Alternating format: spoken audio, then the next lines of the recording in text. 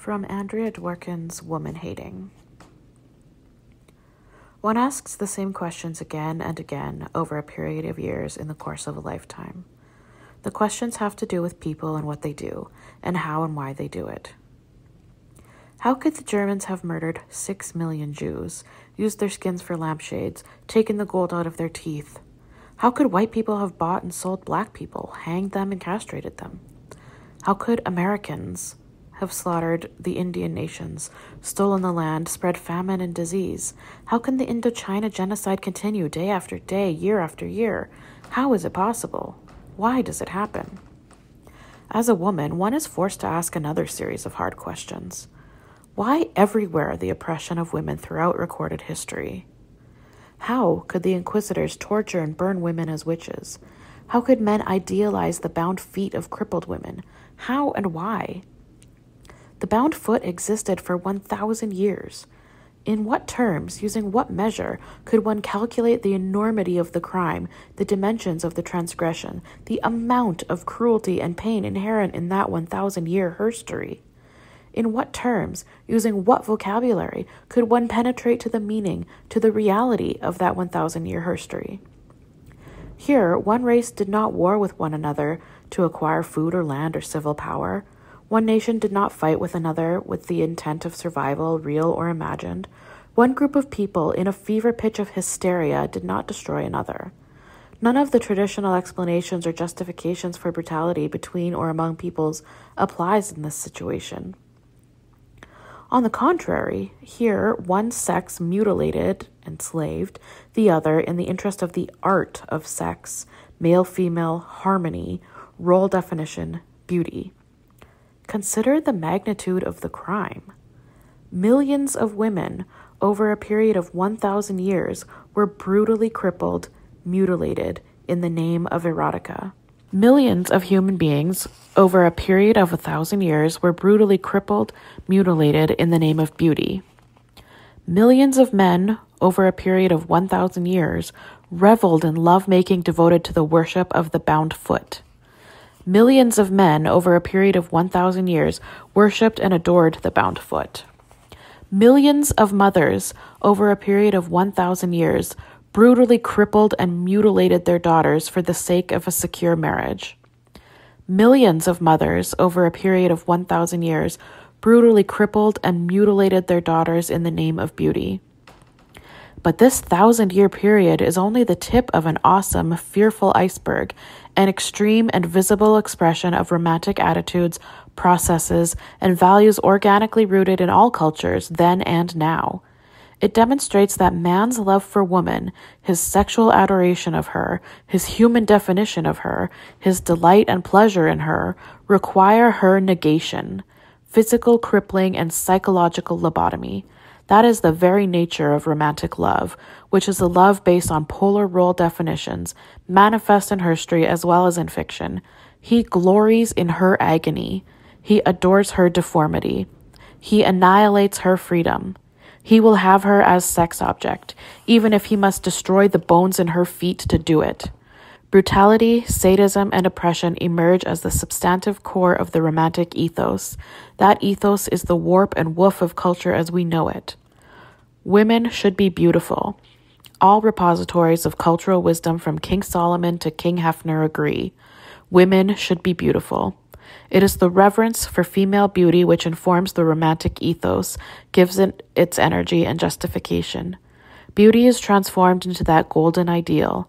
Beauty, rapturous and abstract. Women must be beautiful, and woman is beauty.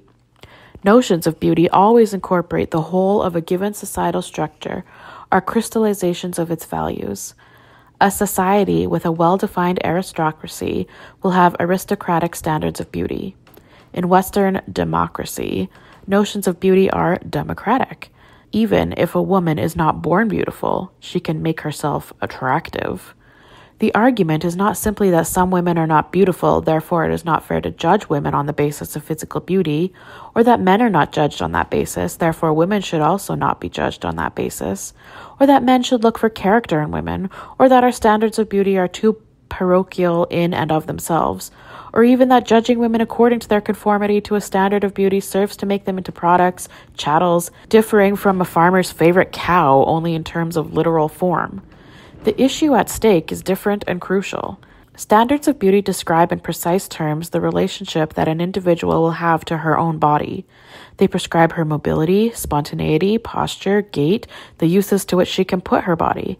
They define precisely the dimensions of her physical form. And, of course, the relationship between physical freedom and psychological development, intellectual possibility, and creative potential is an umbilical one. In our culture, not one part of a woman's body is left untouched, unaltered. No feature or extremity is spared the art or pain of improvement. Hair is dyed, lacquered, straightened, permanented. Eyebrows are plucked, penciled, dyed. Eyes are lined, mascaraed, shadowed.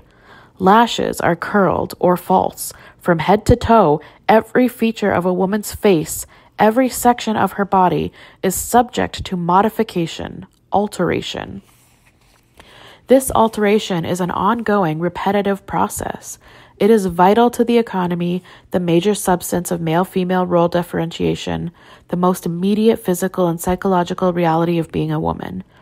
From the age of 11 or 12 until she dies, a woman will spend a large part of her time, money, and energy on binding, plucking, painting, and deodorizing herself. It is commonly and wrongly said that male transvestites, through the use of makeup and costuming, caricature the women they would become. But any real knowledge of the romantic ethos makes clear that these men have penetrated to the core experience of being a woman, a romanticized construct.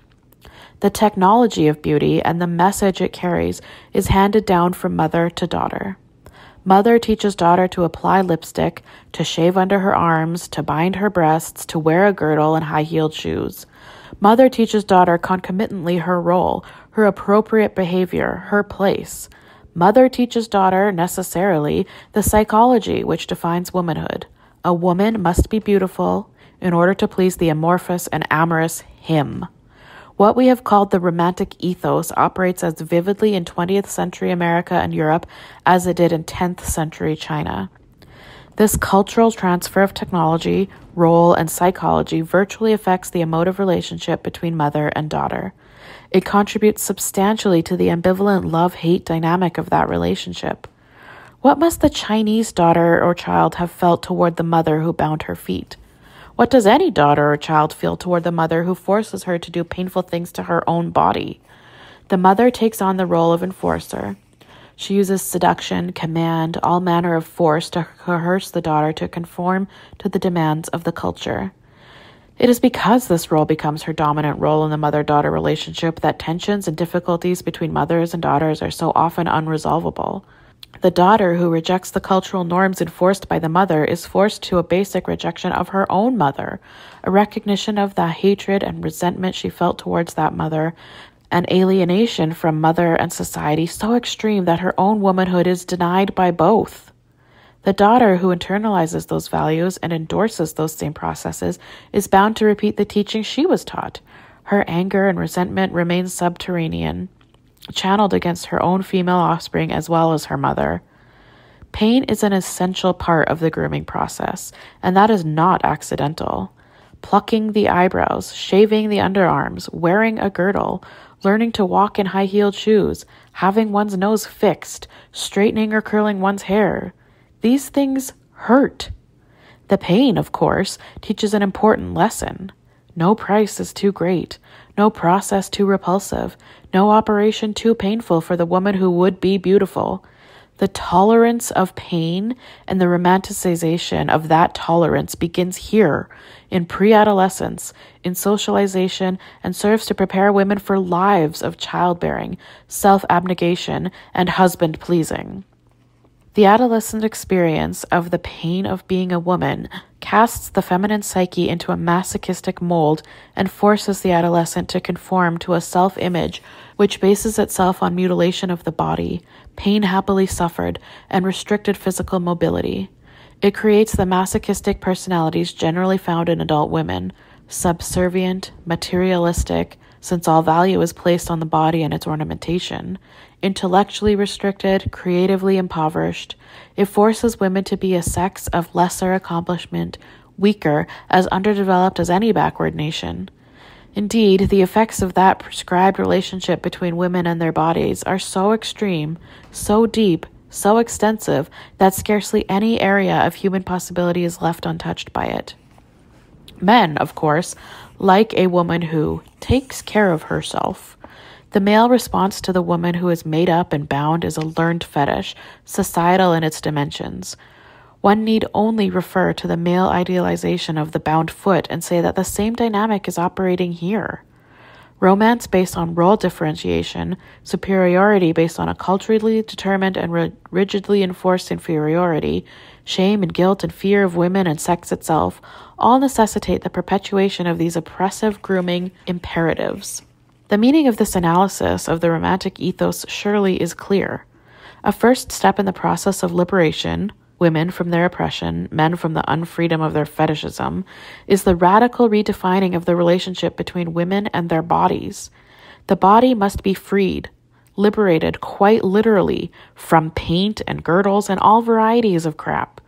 Women must stop mutilating their bodies and start living in them. Perhaps the notion of beauty, which will then organically emerge, will be truly democratic and demonstrate a respect for human life in its infinite and most honorable variety.